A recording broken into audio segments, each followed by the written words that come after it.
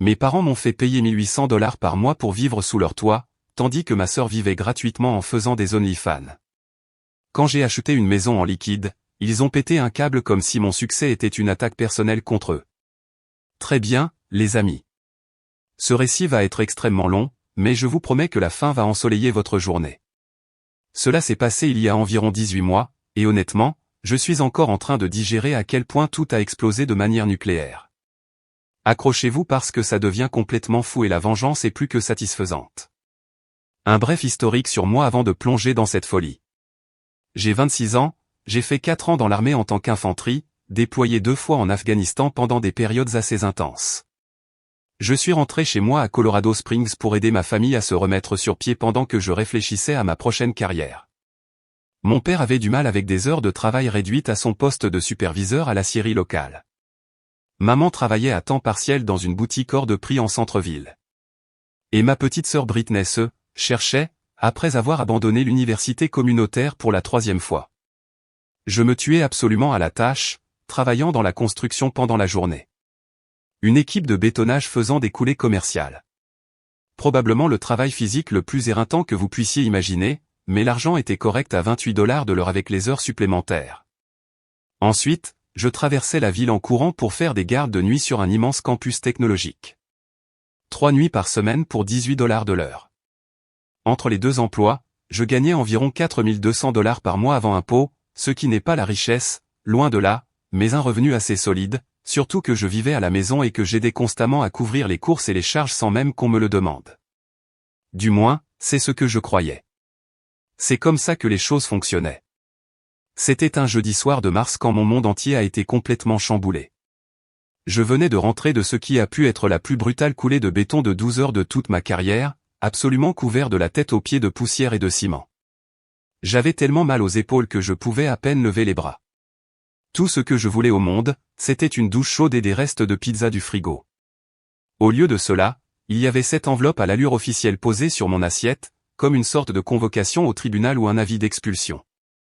David Rodriguez tapé en majuscule, parfaitement centré sur un papier crème coûteux. Pas d'adresse de retour, pas d'écriture manuscrite, rien qui ne suggère que cela venait de la famille. Papa était assis en face de moi, faisant défiler son téléphone, évitant délibérément tout contact visuel. Maman était à l'évier, faisant la vaisselle avec une concentration excessive, comme si elle essayait d'effacer le motif des assiettes. Ces signes auraient dû être des avertissements majeurs que quelque chose de grave se préparait.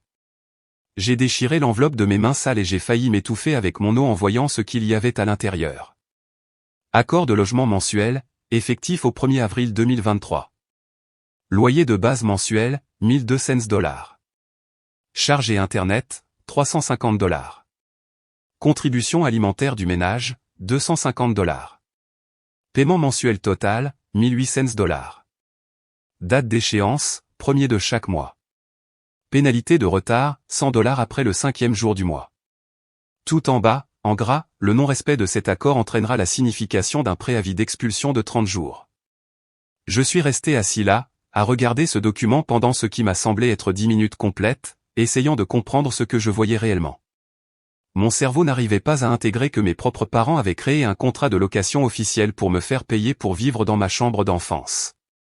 Qu'est-ce que c'est que ce truc, ai-je finalement réussi à demander. Papa a enfin croisé mon regard avec une expression complètement sérieuse et professionnelle. Il est temps que tu commences à payer ta juste part ici, mon fils. Tu as 26 ans avec un emploi stable et un revenu régulier. Ma juste part? J'ai brandi le papier comme une preuve au tribunal. 1800 $ par mois pour ma chambre d'enfance qui a encore des posters de Pokémon sur les murs et un lit une place datant du collège.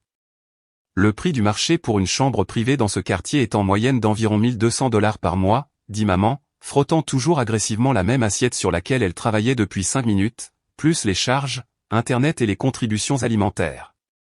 En fait, nous te faisons une remise familiale significative quand on y pense. J'ai regardé autour de la table avec une incrédulité et une colère croissante.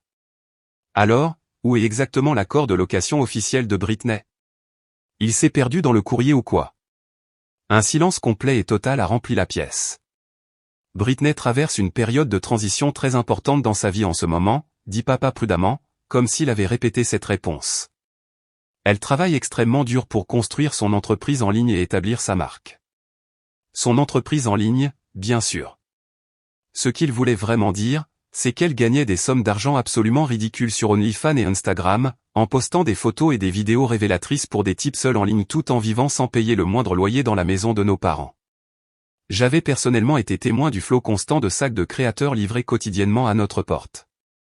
La BMW 9 qu'elle avait achetée en liquide le mois dernier. Les éclairages annulaires professionnels coûteux et le matériel de caméra qui était installé en permanence dans sa chambre, occupant la moitié de l'espace. Pendant ce temps, je travaille plus de 60 heures par semaine dans un travail manuel qui détruit littéralement mon corps, articulation par articulation. Et ils veulent me faire payer plus que ce que la plupart des gens paient pour un véritable appartement d'une chambre dans de belles résidences avec piscine et salle de sport. C'est complètement insensé, dis-je, en faisant de mon mieux pour garder ma voix calme et contrôlée. J'ai aidé avec les courses, les charges, les dépenses du ménage, pratiquement tout ici sans même qu'on me demande de contribuer. C'était une aide volontaire que tu as choisi de fournir, répondit maman d'un ton froid et professionnel que je ne lui avais jamais entendu utiliser auparavant. Ceci est un arrangement de location officiel avec des termes et des attentes claires. Mais Britney ne contribue à rien du tout. Elle commande de la nourriture chère en livraison tous les jours, utilise plus d'électricité que nous tous réunis avec tout son équipement, et je ne l'ai jamais vue acheter des courses ou payer pour quoi que ce soit. La situation de Britney est complètement différente, dit papa fermement. Elle investit dans son avenir et construit quelque chose de significatif. Cette nuit-là, allongé dans mon lit une place, le même lit dans lequel je dormais depuis la 7e année, je fixais le plafond en essayant de digérer cette trahison complète de ma propre famille. J'avais servi mon pays honorablement pendant 4 ans. Je m'étais tué à la tâche chaque jour depuis mon retour à la maison. Je n'avais jamais demandé d'aide ou de traitement de faveur. J'avais toujours contribué sans qu'on me le demande. Et c'est ainsi que mes propres parents ont décidé de récompenser ma loyauté, mon sacrifice et mon dévouement à les aider. J'ai ouvert mon ordinateur portable et créé un nouveau fichier de tableur Excel, documentation-financière-analyse-famille-rodriguez.xlsx. S'ils voulaient jouer à des jeux d'affaires sans pitié avec leur propre fils et me traiter comme un locataire au lieu d'un membre de la famille, j'allais leur montrer ce qu'était une véritable planification stratégique et une documentation rigoureuse. Le premier mois de paiement de cette somme extorquée absolument ridicule m'a presque détruit financièrement et émotionnellement. Après impôt, ce paiement mensuel obligatoire de $1800 et les dépenses de base comme l'essence et l'assurance auto, il me restait peut-être $600 pour tout le reste de ma vie.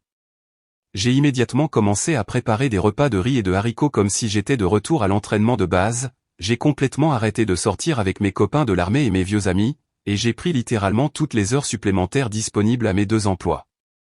Mais voici quelque chose que l'armée vous apprend très efficacement, toujours recueillir des renseignements complets et précis avant de faire le moindre mouvement tactique contre votre ennemi. C'est donc exactement ce que j'ai commencé à faire avec une précision obsessionnelle. J'ai commencé à documenter systématiquement absolument tout ce qui se passait dans cette maison. Chaque facture de service public que je pouvais photographier secrètement quand personne ne regardait.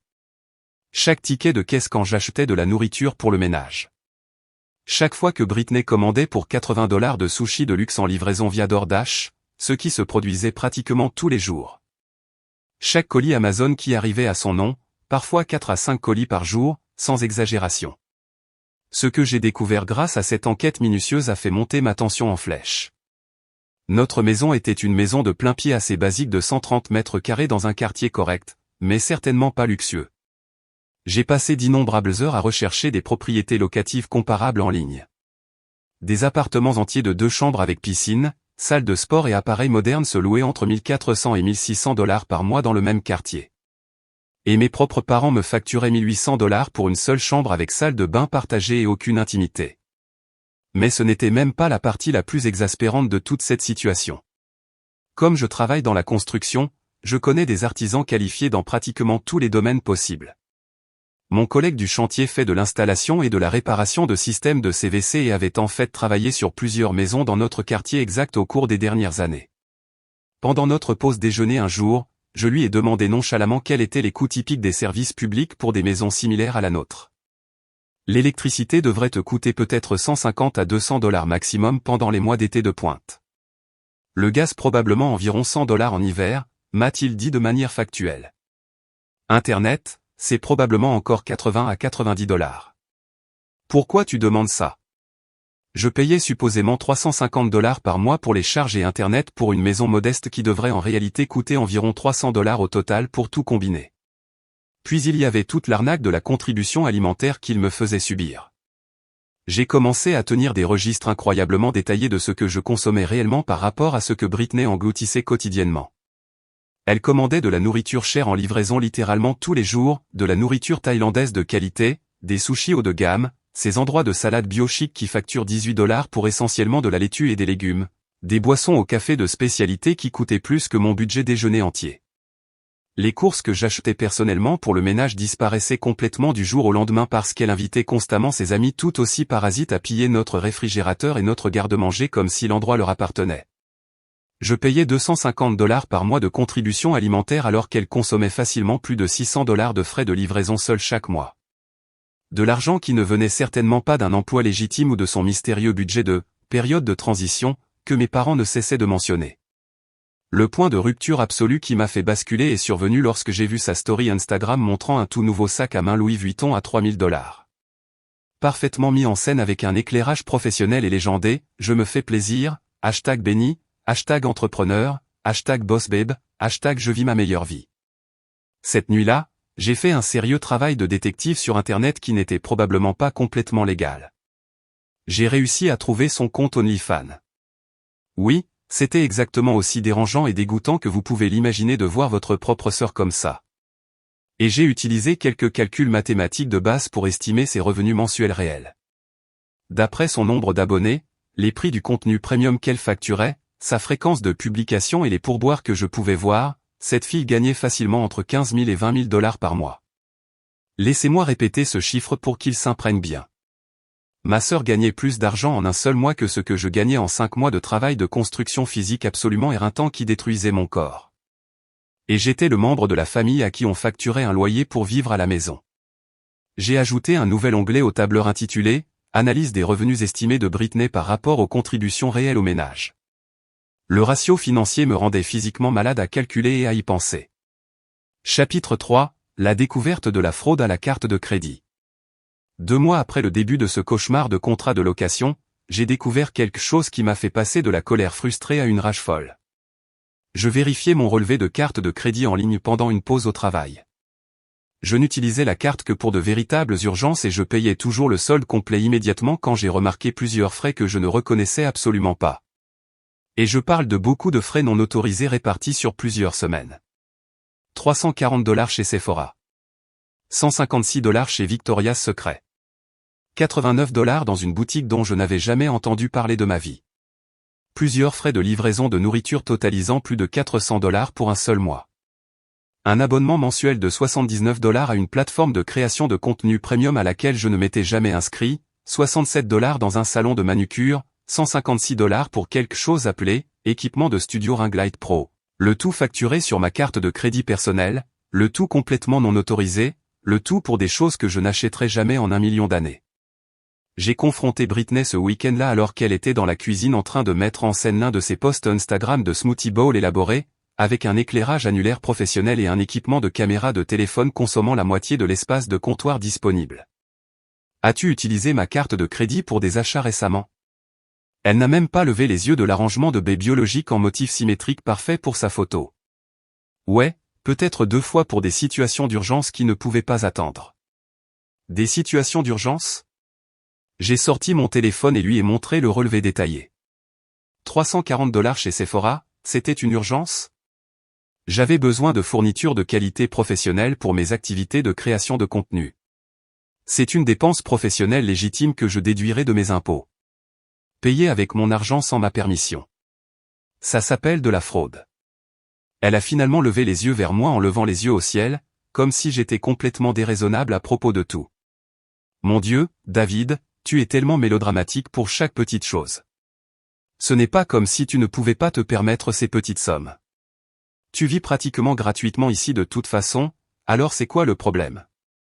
Gratuitement? Tout en leur payant 1800 $ chaque mois, ponctuellement. Tu ne peux absolument pas utiliser la carte de crédit de quelqu'un d'autre sans permission explicite.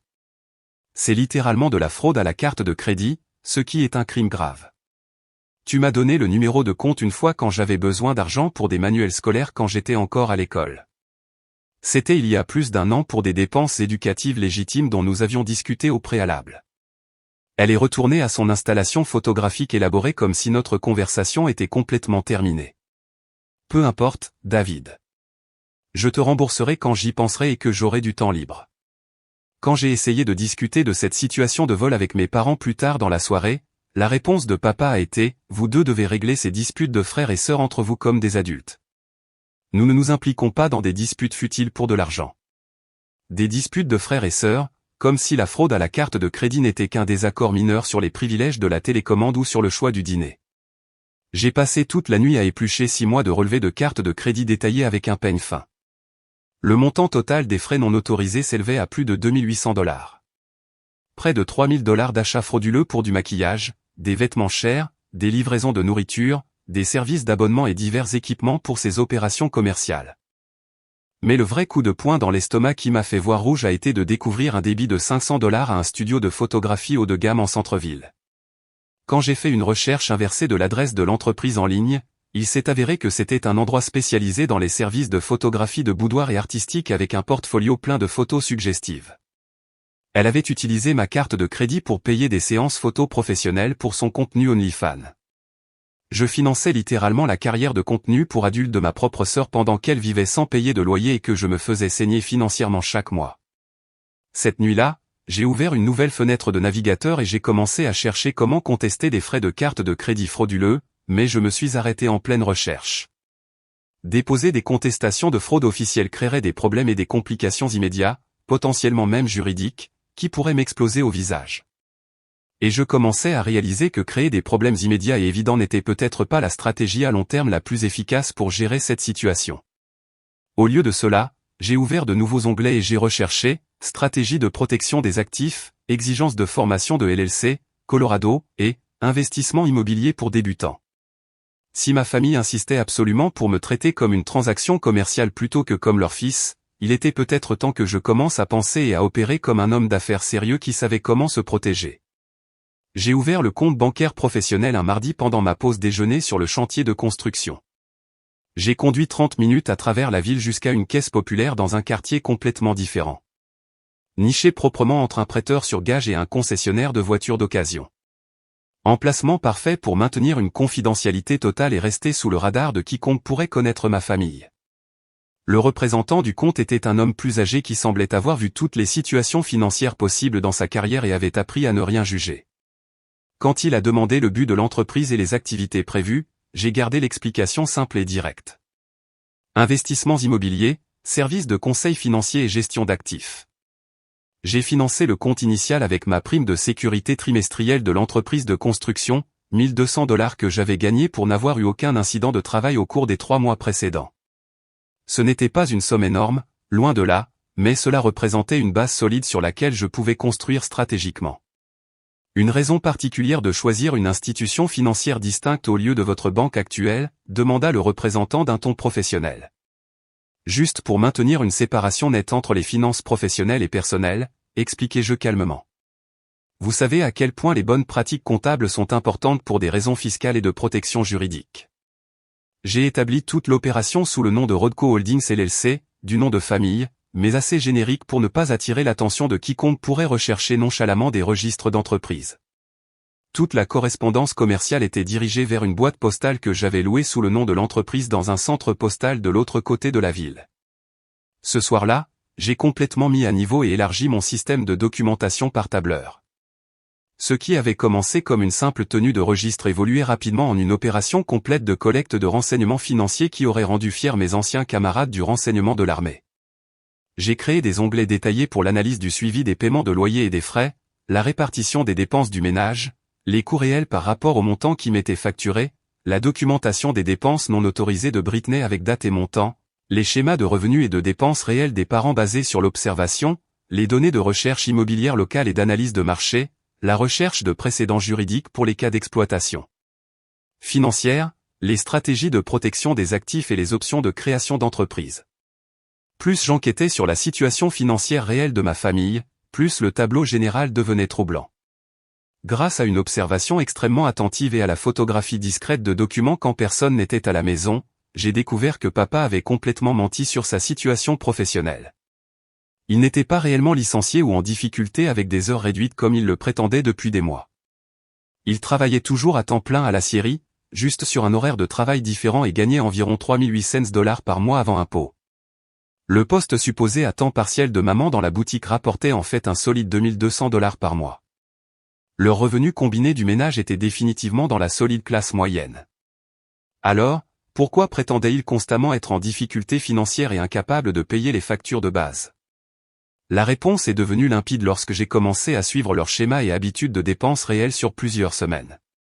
Papa dépensait plus de 300 dollars par mois au casino indien à environ 1 heure de la ville, faisant des voyages de week-end qu'il prétendait être des entretiens d'embauche ou des événements de réseautage, mais qui étaient manifestement des crises de jeu. Maman dépensait des sommes absolument ridicules pour des produits de schémas pyramidaux de marketing multiniveau, MLM, des huiles essentielles, des suppléments, des systèmes de soins de la peau, des chèques de perte de poids qu'elle essayait ensuite de revendre à ses amis et collègues à perte. Et les deux parents achetaient constamment des cadeaux, des vêtements et des expériences coûteux pour Britney sans aucune attente de remboursement. Ils ne me facturaient pas de loyer parce qu'ils avaient réellement besoin d'aide pour des factures de ménage légitimes. Ils me facturaient un loyer parce qu'ils étaient complètement irresponsables financièrement et me considéraient comme une source de revenus facile et fiable pour subventionner leurs mauvaises décisions et financer le style de vie de leur fille. Pendant ce temps, j'ai commencé à réseauter avec des gars expérimentés des équipes de construction sur les opportunités et les stratégies d'investissement immobilier. Le travail de construction donne accès à des informations internes incroyablement précieuses. Quels quartiers bénéficient de grands projets de développement? Quelles propriétés ont des problèmes structurels cachés qui ne sont pas évidents pour les acheteurs réguliers? Où les investisseurs intelligents déplacent leur argent et pourquoi? Mon contremaître réussissait à faire de la rénovation-revente de maisons depuis plus d'une décennie comme activité secondaire rentable.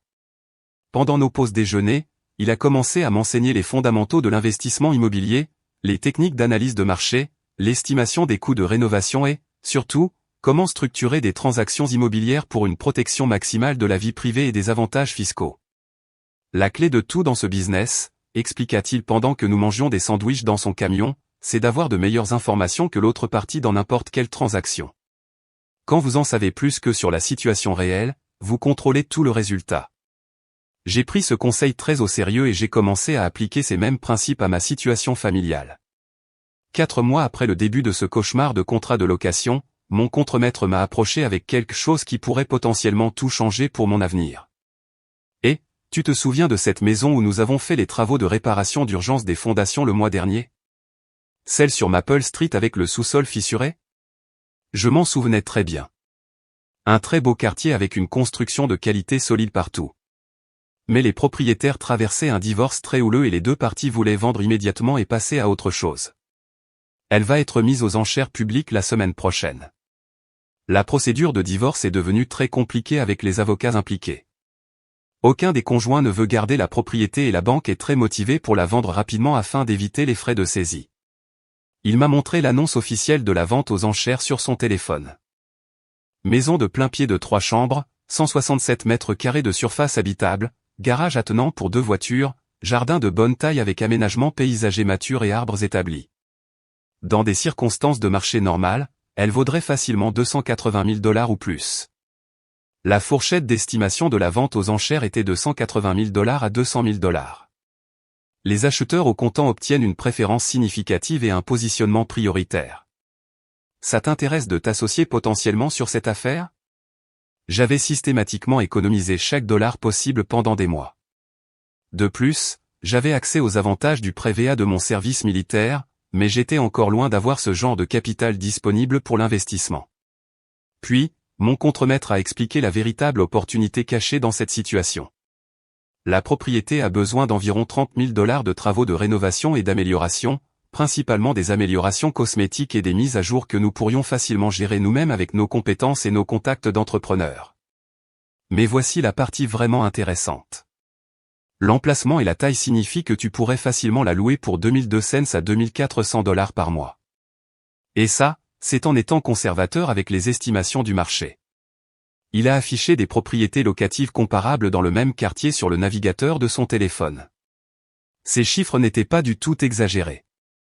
Des maisons similaires se louaient exactement à ces montants. Je fournis l'expertise immobilière, le réseau de contacts d'entrepreneurs et l'expérience en gestion de projet. Tu fournis l'investissement en capital et tu gères les responsabilités de gestion immobilière continue. Nous partageons tous les bénéfices 60-40e en ta faveur puisque c'est toi qui mets l'argent et prends le risque financier. Cette nuit-là, j'ai analysé les projections financières d'environ 50 manières différentes en utilisant divers scénarios et conditions de marché. Avec mon expérience en construction et son expertise en rénovation, nous pourrions probablement achever l'ensemble du projet de réhabilitation pour plus près de $20 000 au lieu des $30 000 estimés. À $2 300 de revenus locatifs mensuels, la propriété générerait un flux de trésorerie positif dès le premier mois, plus un potentiel d'appréciation à long terme. Plus important encore que l'argent, cela me fournirait quelque chose dont j'avais désespérément besoin, un véritable levier et une indépendance complète vis-à-vis de la manipulation financière de ma famille. J'ai contacté la Caisse populaire le lendemain matin et j'ai pris rendez-vous pour discuter des options de financement de biens d'investissement. Il s'est avéré que mon dossier de service militaire combiné à un historique d'emploi stable et à l'argent que j'avais systématiquement économisé me qualifiait pour des conditions de financement bien meilleures que ce à quoi je m'attendais initialement. Le jeudi après-midi, Rodco Holdings LLC avait une préapprobation officielle pour $200 000 de financement d'investissement immobilier à des taux d'intérêt compétitifs. Le vendredi matin, mon contremaître et moi étions sur les marches du palais de justice à attendre le début de la vente aux enchères publiques. Les enchères ont commencé à $160 000. Il y avait peut-être 8 autres enchérisseurs potentiels présents, mais la plupart se sont retirés assez rapidement lorsqu'il est devenu évident que ce ne serait pas une affaire à prix cassé. Mon contremaître et moi nous étions mis d'accord au préalable sur une offre maximale de $190 000 que nous ne dépasserions absolument pas. Lorsque le marteau du commissaire-priseur est finalement tombé à $185 000, nous possédions officiellement notre premier bien d'investissement. En quittant ce palais de justice, j'ai ressenti quelque chose que je n'avais pas connu depuis de nombreux mois. Pas seulement de l'espoir ou de l'optimisme, mais un réel pouvoir et un contrôle sur mon propre destin. Pour la première fois depuis le début de toute cette situation d'exploitation familiale, je ne réagissais plus seulement défensivement à ce que les autres me faisaient. Je faisais des mouvements offensifs stratégiques qui allaient tout changer. Les 6 semaines suivantes ont représenté une partie du travail physique le plus dur que j'ai jamais fait de ma vie, mais aussi le travail le plus personnellement satisfaisant et significatif que j'ai jamais accompli. Mon contremaître et moi avons passé littéralement tous les week-ends et la plupart des soirs de semaine à transformer cette propriété d'enchères en quelque chose de vraiment spécial et prêt à emménager. Nous avons installé un nouveau sol en vinyle de luxe dans toute la maison, appliqué de la peinture fraîche dans des couleurs neutres modernes qui plairaient aux locataires professionnels, mis à jour tous les luminaires avec des systèmes LED éco-énergétiques, et complètement rénové la cuisine avec des comptoirs en granit et des appareils électroménagers en acier inoxydable assortis. J'ai personnellement fait la plupart du travail physique moi-même, ce qui a considérablement réduit les coûts des matériaux tout en me donnant quelque chose de productif et de tourné vers l'avenir sur lequel me concentrer, en dehors du désastre continu à la maison. Mes parents ont à peine remarqué mon absence pendant la plupart des week-ends et des soirées. Ils étaient trop occupés à encourager les derniers projets entrepreneuriaux et choix de vie de Britney. Elle avait lancé une sorte d'entreprise de coaching en confiance en soi en plus de son activité sur OnlyFans, facturant à des femmes désespérées $500 pour des consultations d'autonomisation personnelle qui consistaient essentiellement à leur dire de montrer plus leur corps sur leurs publications sur les réseaux sociaux et d'embrasser leur pouvoir féminin. La fille gagnait maintenant près de $25 000 par mois entre toutes ses diverses entreprises en ligne et activités commerciales. Et elle vivait toujours sans payer de loyer pendant que je payais $1 800 chaque mois pour le privilège de dormir dans un lit une place et de me faire voler ma carte de crédit pour ses dépenses professionnelles. Mais je documentais systématiquement absolument tout avec une précision obsessionnelle. Chaque achat de luxe qu'elle publiait sur Instagram et TikTok avec des balises de localisation et des informations sur les prix. Chaque fois qu'elle empruntait les véhicules de maman et papa au lieu d'utiliser sa propre BMW parce qu'elle était au garage ou qu'elle ne voulait pas faire de kilomètres avec.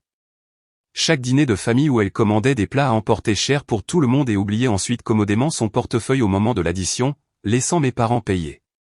Le projet de rénovation touchait à sa fin lorsque j'ai découvert quelque chose qui a fondamentalement changé toute ma compréhension de ce que mes parents planifiaient. Je remplaçais une tête d'arroseur cassée dans notre jardin avant un samedi matin lorsque notre voisine est venue faire la conversation. C'est une gentille dame âgée qui vit dans le quartier depuis 30 ans et qui remarque absolument tout ce qui se passe dans notre rue. « Vos parents se préparent-ils à vendre la maison ?» demanda-t-elle d'un ton amical et curieux. « Quoi ? Non, certainement pas. Pourquoi pensez-vous cela ? J'ai vu un agent immobilier prendre des photos et des mesures la semaine dernière. Une femme d'allure professionnelle avec un presse-papier et un mètre ruban. Je pensais qu'il se préparait peut-être à mettre la propriété en vente. Mon estomac s'est noué. Quel agent immobilier? Quand exactement c'était? Elle a décrit une femme professionnelle qui avait passé environ 1 heure à photographier la maison sous plusieurs angles, à mesurer diverses pièces, à prendre des notes détaillées sur des documents officiels, une installation professionnelle complète avec des cartes de visite et des matériaux officiels. Cette nuit-là, j'ai mené des recherches en ligne absolument approfondies sur l'activité immobilière locale. J'ai trouvé le nom de l'agent grâce au système de base de données MLS que mon contremaître m'avait appris à utiliser. J'ai appelé son bureau le lendemain en prétendant être un acheteur potentiel intéressé par les propriétés du quartier. Oh oui, la propriété Rodriguez sur Pine Street, a-t-elle confirmé immédiatement. Nous ne sommes pas tout à fait prêts à la mettre en vente officiellement, mais les propriétaires envisagent certainement un calendrier de vente pour le printemps. Étiez-vous spécifiquement intéressé par ce quartier particulier? Mes parents prévoyaient secrètement de vendre notre maison familiale, la même maison pour laquelle ils me facturaient $1 800 par mois pour y vivre. Sans rien me dire de leur plan ou de leur calendrier. J'ai raccroché et j'ai immédiatement appelé mon contremaître. À quelle vitesse pouvons-nous rendre notre propriété locative complètement prête pour des locataires? 2 semaines maximum, peut-être 10 jours si nous mettons vraiment les bouchées doubles et travaillons de longues heures. Pourquoi cette urgence soudaine? Parce que je pense que je suis sur le point de devenir sans-abri et que je dois accélérer tout notre calendrier avant que cela n'arrive. Ce week-end-là, mon contremaître et moi avons travaillé littéralement jour et nuit pour terminer chaque détail restant. Le vendredi soir suivant, la maison était absolument prête à la location et avait l'air incroyable. Nous l'avons mise en ligne le samedi matin avec des photos professionnelles qui la faisaient ressembler à un magazine. Le dimanche soir, nous avions 12 candidatures qualifiées et une liste d'attente de locataires potentiels intéressés qui s'allongeait rapidement. Le couple que nous avons choisi était absolument parfait pour nos besoins.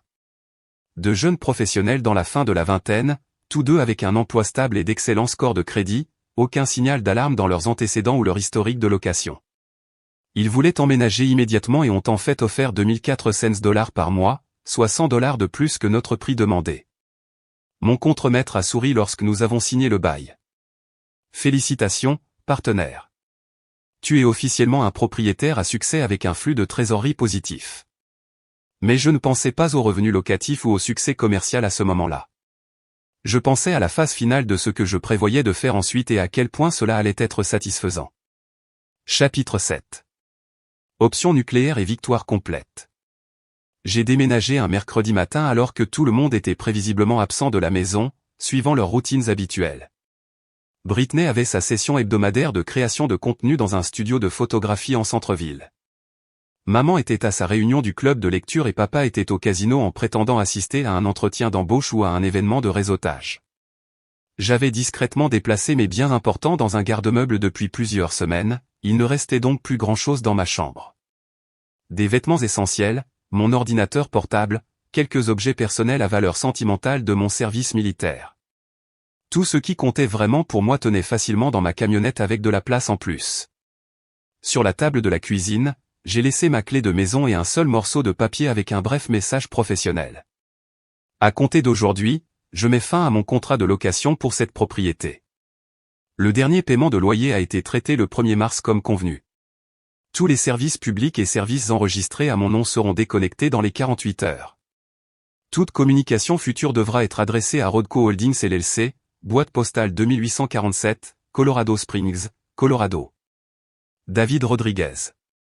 Pas d'appels émotionnels, pas d'explications détaillées, pas de place pour l'argumentation ou la négociation.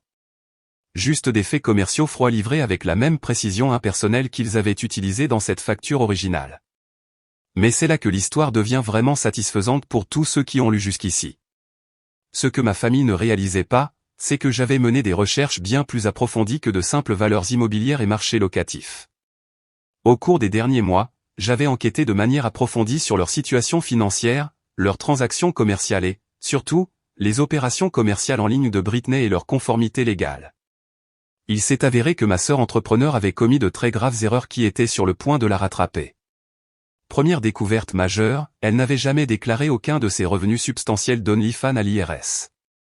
Nous parlons de plus de 200 000 $ de revenus complètement non déclarés au cours de l'année et demie écoulée.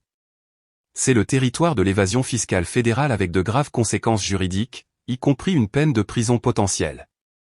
Deuxième découverte, elle avait utilisé l'adresse de la maison de nos parents pour toute sa correspondance commerciale, ses documents fiscaux et ses papiers juridiques, ce qui signifiait que lorsque l'IRS viendrait finalement enquêter, et il le ferait certainement, il trouverait maman et papa listés comme complices potentiels de fraude fiscale.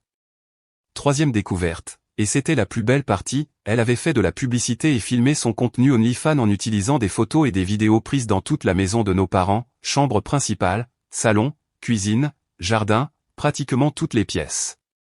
Ce qui signifiait qu'ils exploitaient techniquement une entreprise de divertissement pour adultes commerciale à partir d'une propriété résidentielle en violation directe d'environ 6 différentes ordonnances municipales et règlements de l'association des propriétaires. Mais je n'ai pas simplement signalé anonymement ces violations aux autorités compétentes immédiatement. Cette approche aurait été trop simple et directe. Au lieu de cela, j'ai attendu patiemment le moment parfait pour maximiser l'impact. Environ 2 semaines après avoir déménagé et établi mon indépendance, j'ai reçu l'appel que j'attendais.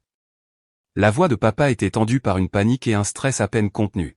« David, nous devons vraiment parler immédiatement. Peux-tu venir à la maison tout de suite?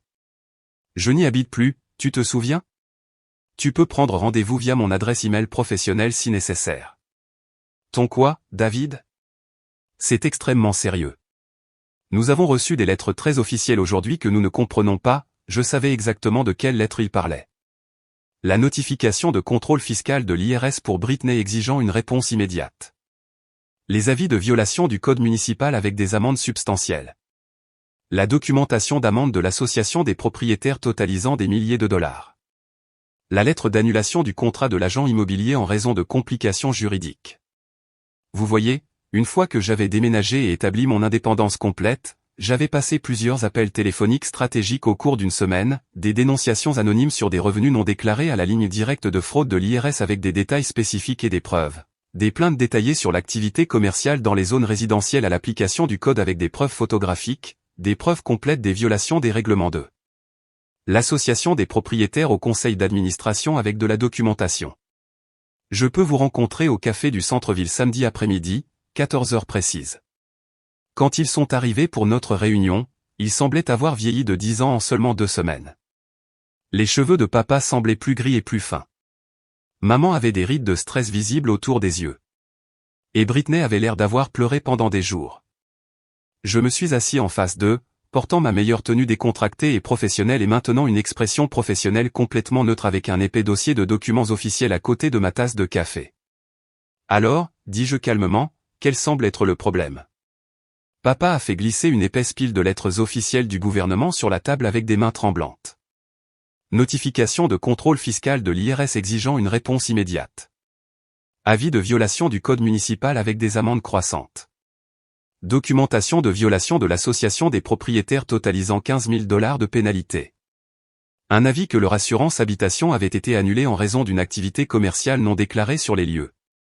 Nous ne comprenons pas ce qui nous arrive, dit maman désespérément. Tout nous est tombé dessus d'un coup, comme une sorte d'attaque coordonnée. J'ai feuilleté les papiers méthodiquement comme si je les voyais pour la première fois. Waouh, c'est assez sérieux. Problèmes fiscaux fédéraux, violations municipales, problèmes d'assurance. Peux-tu nous aider à comprendre ça, demanda papa avec désespoir dans la voix. Je sais que les choses se sont compliquées quand tu as déménagé, mais nous sommes toujours une famille. Vous aider de quelle manière spécifique? Peut-être que tu pourrais revenir à la maison, suggéra maman. Avec un peu de chance, nous aider à gérer cette situation. Nous pourrions certainement ajuster l'arrangement de loyer à quelque chose de plus raisonnable. J'ai fait semblant de considérer leur proposition très attentivement.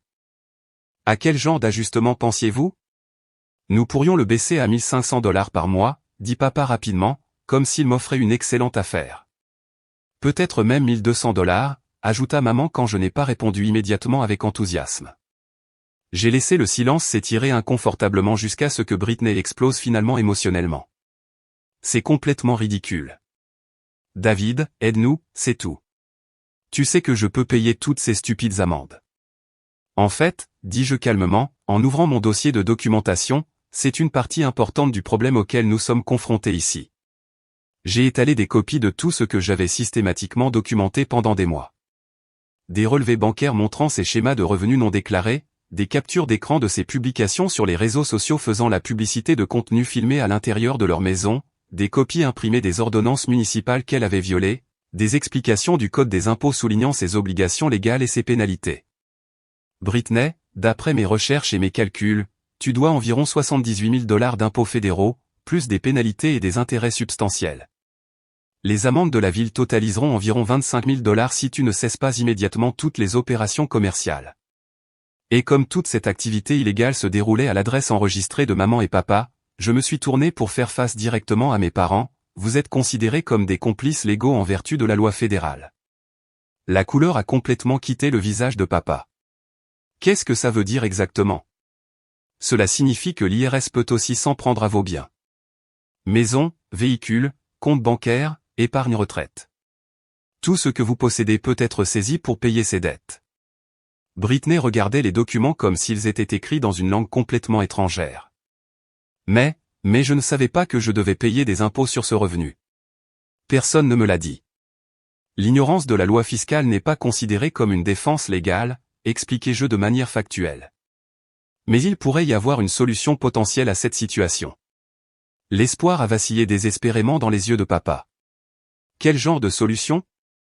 Eh bien, vous avez besoin de liquidités immédiates pour commencer à payer ces dettes substantielles avant qu'elles ne s'aggravent.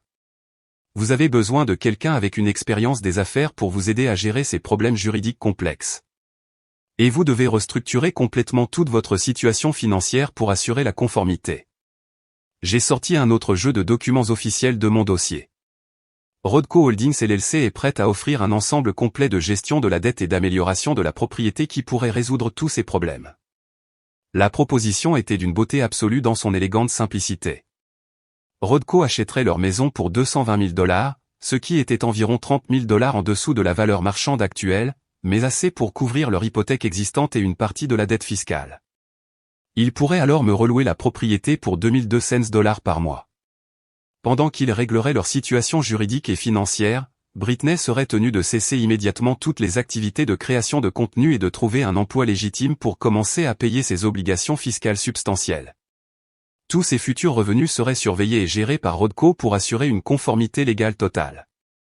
Maman et papa garderaient leurs emplois actuels, mais toutes leurs finances seraient gérées par un système de budget strict que je superviserais personnellement pour prévenir de futurs problèmes. C'est complètement insensé, dit Britney, sa voix s'élevant. Tu veux qu'on te paie un loyer pour vivre dans notre propre maison? Ce n'est plus votre maison, répondis-je calmement. Vous êtes sur le point de la perdre de toute façon quand l'IRS mettra un privilège sur la propriété pour impôts impayés. Cet arrangement vous permet de rester ici. De combien de loyers mensuels parlons-nous? Demanda papa doucement. 2200 $, le prix du marché actuel pour une propriété de cette taille, plus les charges, que vous paierez directement. C'est plus que ce que tu nous payais. Non, corrigeai-je fermement. C'est ce que vous auriez dû facturer à quelqu'un qui était réellement capable de le payer régulièrement sans voler les membres de sa famille. Je me suis levé et j'ai rassemblé mes papiers méthodiquement. Vous avez exactement 48 heures pour prendre votre décision. Après ce délai, vous êtes seul avec l'IRS et le système judiciaire. Ils m'ont appelé exactement 6 heures plus tard et ont accepté l'offre entière sans négociation.